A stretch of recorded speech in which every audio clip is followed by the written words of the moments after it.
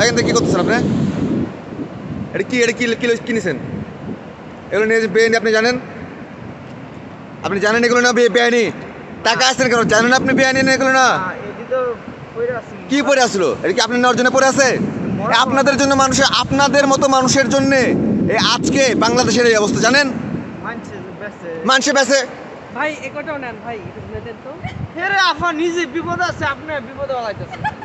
বেডি মাইছির কোনো খাওয়া দেখ আপনি দেখলে বিপদে ফেলানো লাগে। নেন নেন ভাই, এই বেড়া বকতেছে আমারে। নেন ভাই, আরে আপনিও নিছেন কেন?